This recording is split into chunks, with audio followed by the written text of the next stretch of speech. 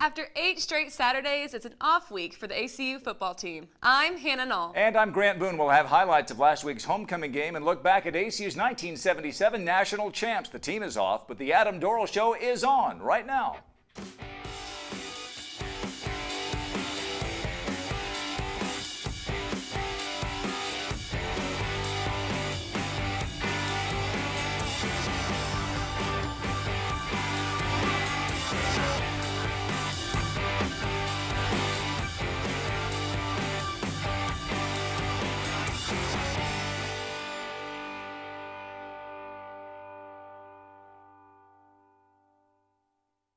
Welcome to Week 8 of the Adam Dorrel Show from the campus of Abilene Christian University. I'm Grant Boone, alongside the head coach of the ACU Football Wildcats, Adam Dorrel. Hannah Null will join us in a bit. It's a bye week for the ACU football team, so no game today. Coach, you don't usually get to choose when your bye comes, but after 8 straight weeks of games on Saturdays, what do you hope having this Saturday off does for your team?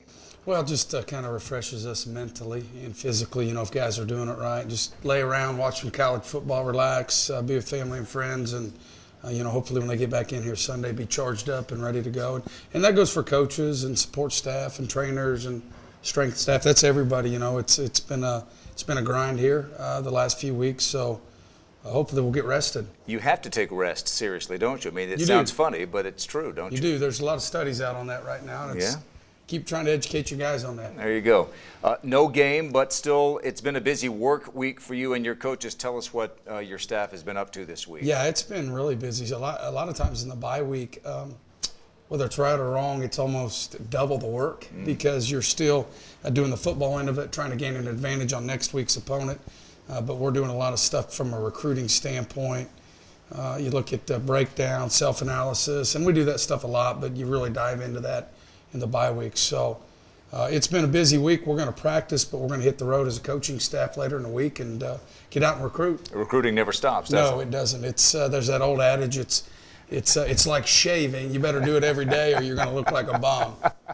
All right, well, when we come back, we will have some highlights and analysis of that homecoming game last Saturday. Stay with us here on the Adam Dorrel Show.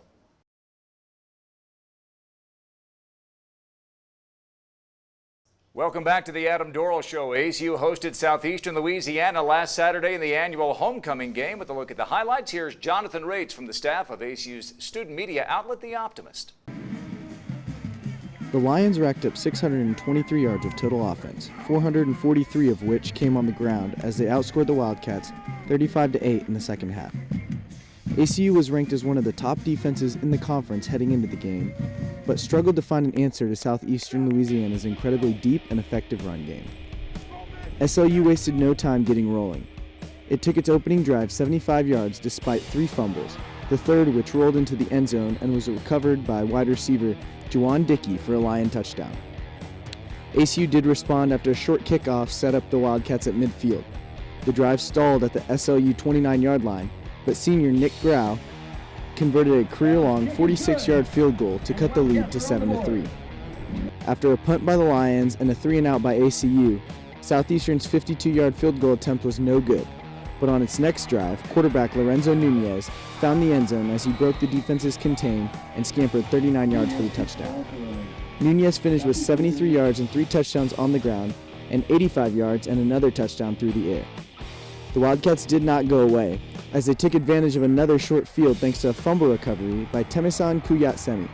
Kuyatsemi fell on the ball after senior linebacker Sam Denmark knocked it away.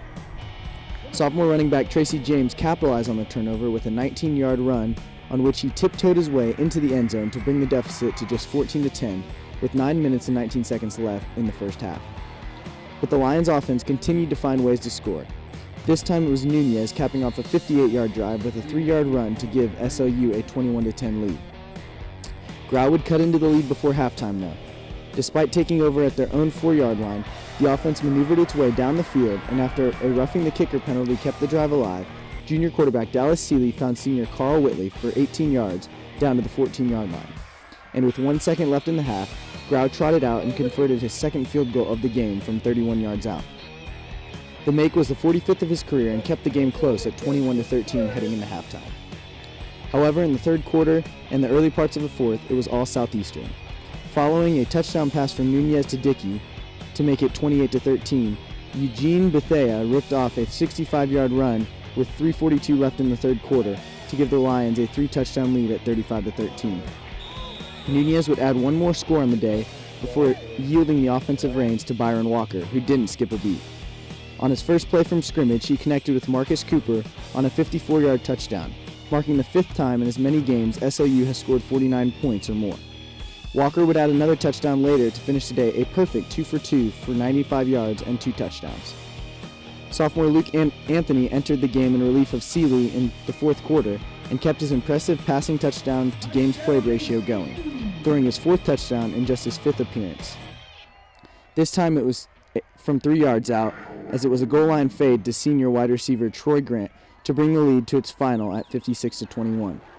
The reception was Grant's 2nd touchdown of the year and 1st since the game against UIW. He also joined Whitley and sophomore Josh Fink in a 3-way tie for the team lead in touchdown receptions. The loss is the Wildcats' first homecoming defeat since 2015 and just their 2nd since moving to Division I in 2013. Okay, Jonathan, thanks. That final score, Coach, belies really what had been a tight game for the first 30 minutes. Don't usually do this, but let's go back to the coin toss. 25-35 mile-an-hour winds last Saturday. How much did you have to consider the conditions when you were at the coin toss trying to decide whether or not you'd take the ball or the wind?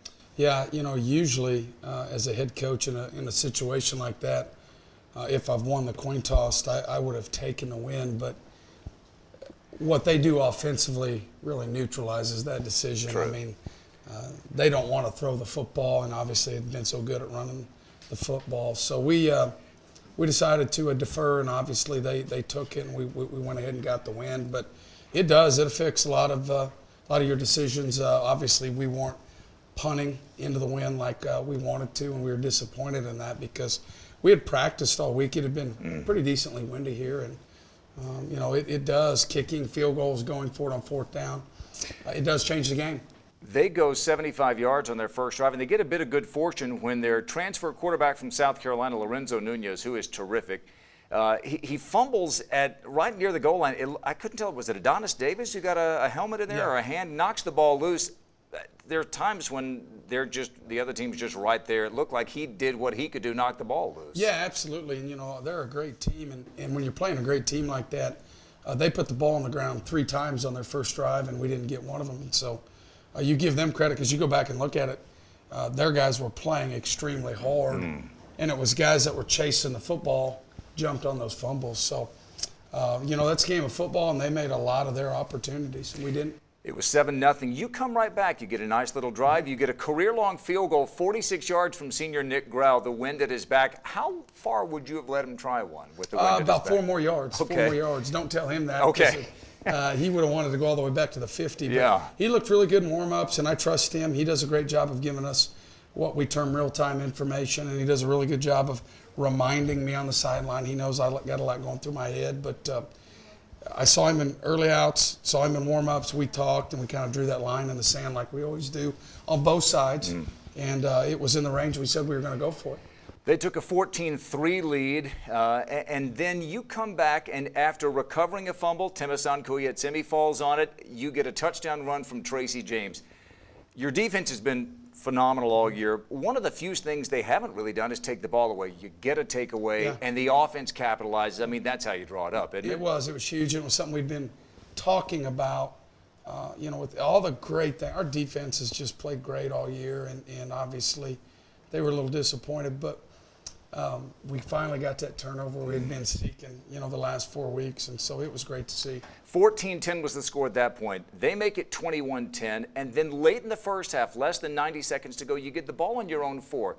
Couple of solid runs from Tracy James get you some breathing room. You wound up going a minute 23. You go 82 yards. You get a field goal at the halftime buzzer from Nick Grau to make it 21-13. Take me back, because some would have opted just to try to run the clock out there. You put the ball in your offense's hands and said, go make some plays, and it seemed like they did. Yeah, it was those are tough decisions because you're looking at your timeouts, and we have 1. You're looking at their timeouts. They have 2. Right. Obviously, you don't want to go out there. And so the mindset immediately is run 2 plays, see what happens. We popped that long run, got another positive run, and then you're sitting there thinking, okay, we're gonna go do this, and you know, there's that fine line of playing to win and being the underdog and doing stupid things. And so I was proud of our kids because they went out, executed, they were patient, popped a couple of those plays, and then we got into that mentality, let's score.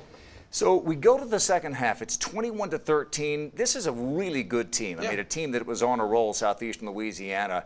Each team had some long drives in the third quarter. I know it's not this simple, but it seemed to come down to some fourth downs. They converted 3 out of their 3 that they went for and got it. You didn't convert on your fourth down. I know the final score got away from you a little bit, but boy, that third quarter was pivotal. It could have gone either way. It was, and we were disappointed because we really talked at halftime, and we felt like we had a good plan. We got the ball first to start, and we did not. We went 3 and out, and I think that really killed us. They went down and scored, but you know, when you're 2 of 14, again, third downs continue to plague us right now on offense, and then defensively, again, when you're playing an option football team, you got to be prepared to have the mindset of you're not going to play 3 downs against those guys. You're going to have to a lot of times play 4 downs, especially if you're around midfield. Final score was 56-21. You did get a touchdown late from Luke Anthony. Yeah. His passing efficiency is remarkable, isn't it? Unbelievable. Proud of him. He one of the hard things for backups, especially a backup quarterback, if they're not going to play a lot, is to continue to prepare like you're going to be a starter. And I've been very proud of him because he has done that all year. He's been ready to go, and we've called his number. He's been very engaging on our sideline and with our players, and he's doing a great job of being a great leader. Quick to the pylon, too. Oh, unbelievable. You know, it was great because we call that play pylon, 143 pylon. And I think he'd only repped that once all week. I came out of there, and the guard tripped him. And, you know, again, it was one of those things we reiterated all week to the guard, you got to scoot out, don't choke him, what we call choking him off. And Luke recovered nicely, and that defender rerouted quickly. But it was great to see him make that play. We've said this, haven't we, all year? Whether you lose by a couple late in the game or lose big, at the end of the day, it's a loss. There are no moral victories. Yeah. What were some of the takeaways, though, from this game, even though the final score got away? I'll be real honest with you, Grant, that the takeaway for us needs to be from a player standpoint, coaching standpoint, just an organization standpoint, is how much bigger, faster, stronger we got to get as a football program. That was one of the first things I told our players after the game. Not in a negative way, not trying to be demonstrative or negative to them, but I'm like, guys, you need to file that one away in late January when everybody's sick of lifting weights. You need to file that one away. I mean, we got dominated late in the game. All right, final score, 56-21, Southeastern Louisiana. Improves to 5-1, by the way, in the Southland Conference. They've got a chance to win the league and go to the playoffs. Bye week for ACU, much needed. When we come back, we'll look back at some of the homecoming festivities, which include a celebration of the 1977 National Championship team. As we go to break, take a look at some of the scores from last week around the Southland Conference.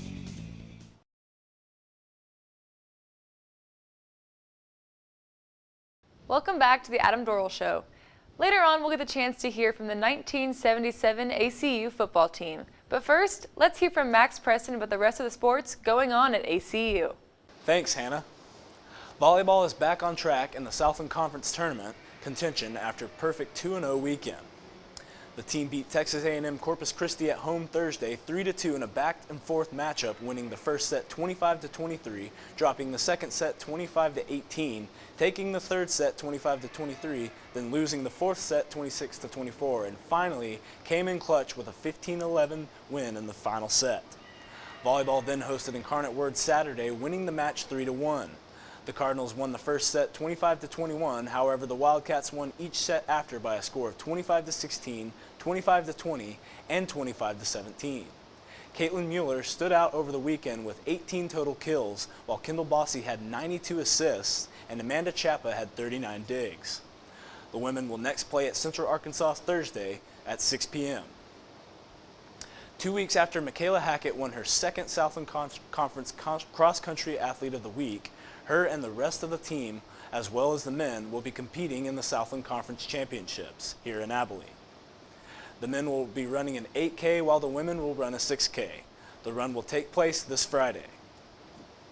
The soccer team split games this weekend, losing 2-1 to Sam Houston Friday and winning 2-0 Sunday against Stephen F. Austin. The win against SFA was enough for the team to clinch a spot in the Southland Conference Tournament in its first year of eligibility. Dylan Owens scored the first goal of the game against SFA, which broke a tie that lasted until the middle of the second half. Chloe Pfeiffer then netted an insurance goal with 20 minutes left in the game to cruise the Wildcats to a victory. Head coach Casey Wilson said his team rose to the occasion in a crucial situation against the Lumberjacks. SFA is always a good team. It's the first time in 5 years that we've beat them, so it was great to get that, get over that hump. But again, all we can ask for is just to head in the right direction going forward into our next game and into the conference tournament. The team will play its final regular season game against Lamar in San Antonio Friday. That's all for this week. For more stories and breaking news, you can go to acuoptimist.com. And be sure to follow Optimist Sports on Twitter and Facebook for more. Until next time, I'm Max Preston. The first homecoming in Wildcat Stadium was an experience to remember for all that attended, but for those who found it even more memorable were the players of the 1977 football team who took the field before the game to be honored for the 40th anniversary of the national championship game. One of the most memorable games from that season was against #1 ranked Texas A&M Kingsville, and from the largest crowd to ever witness a Lone Star Conference football game with 18,500 people. The Wildcats grabbed an early 25-0 lead in the fourth quarter, only to see the Javelinas score their own 25 points late in the game. The tie broke Kingsville's 42-game winning streak and set the stage for ACU's run to become NAIA Division I national champions. DeWitt Jones coached the Wildcats to that victory and reminisced on that game along with the 1977 season that led the Wildcats to make history. Well, we were ahead of them 25-0. They were the #1 team in the nation with 10 minutes to go in the game, and somehow they tied us. Now, I'm not going to call any names or say we got cheated, but there's some strange stuff went on in that game. But we made it anyway. The most memorable moment, of course, was playing in the Apple Bowl in Seattle, Washington, where we got to fly up there and taste the big time. That was the most exciting thing that we did that year, and of course being able to play there and then of course winning the national championship it's just a wonderful feeling. It's something probably that not many people get to experience, but we did, and we're thankful for that. Every meeting we had, we talked about winning a national championship. We had some stumbles along the way, but everything worked out, and it turned out to be just that. We wish we'd have been able to play in a stadium like this. The Kingdom wasn't bad, but it wasn't home. But we're thankful that we have this, and it's a great part of ACU football tradition to have a facility like this. The national championship game took place in Seattle's Kingdom, where the Wildcats claimed a 24-7 win over Southwestern Oklahoma in the Apple Bowl. The Wildcats finished 11-1-1, coming back from a slow 0-1-1 start. Ray Nunez, an ACU Hall of Fame member inducted in 2007, was a co-captain and linebacker for that 1977 team. His experience at ACU was similar to that of many other national champions, tough but rewarding. It was a long time ago, so it's hard to remember a whole lot, but it was a lot of camaraderie. We had some ups and downs. We had internal strife, and there was a lot of ups and downs, but we overcame it. We were behind a couple of games. We came back. Quarterback was hurt. He came back and delivered the goods, John Mays, and it's just a great season, and we won. We were last one standing, and that's what it's all about. It was pretty intense because the team, we went to a banquet with them the night before. So people started talking back and forth. And then by the time we got to the kickoff, we were 10 yards apart in the middle of the field and literally going back and forth. And I'm glad the game started because it could have a fight broke out because some of our teammates were really getting after it. We were really charged up and ready to play the game. This new stadium is just awesome. There are a lot of my teammates that are honored throughout the stadium. Chuck Sitton, I played with him. Played with Johnny Perkins. I played with Will Montgomery, great players that went on to the NFL. And it's awesome to see all the nice stadium and being able to be on campus. It's just awesome. Part of the all-decade team, Mike Ballou, returned to ACU this weekend with a reunion of old teammates and friends. Ballou mentioned that the 1977 football season didn't start out as they'd expect, but they continued working and eventually claimed ACU a second national championship. It was what I remember about the 77 season. The journey was, and it was a great journey. Like you said, it was. We started out the conference play 0-1-1. so it didn't look very good for the Wildcats at that time. So we had to overcome that adversity. We had to win out, and we had a good team, and we played hard, and we won out, and good things happened. Ray was talking today, our team captain on defense, and he said, you know, it's that love, it's that commitment to each other, that camaraderie that you have when you play on a football team. And when we got on that field, we were serious. It was one for all and all for one, and we wanted to win. Winning was important. This is amazing to see this stadium and now in the NCAA Division I football. It looks like it's got the real feel of a big-time Division I football program, and the campus, and the stadium's on the campus, and so I really look for ACU football to come a long way now. Ballou, DeWitt, Nunez, and the other members of the 1977 team will exist in the Wildcat record books for years to come. We'll be back with more on the Adam Dorrel Show.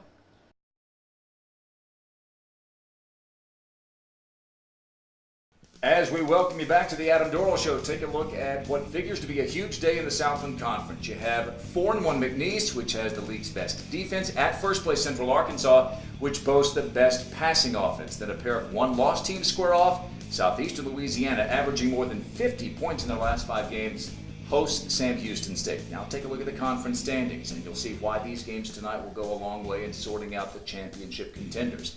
There is Central at 5-0 in the league, and those 4 teams right behind the Bears with just 1 loss. All right, well, with no ACU game to preview today, we thought we'd take a closer look at another matchup that is close to our hearts. We have Hannah, our second-year starter, as co-host of the show, and fifth-year senior quarterback, tight end special teamer, Kade Munden, now betrothed. Congratulations to both of you. This happened Saturday after the homecoming game.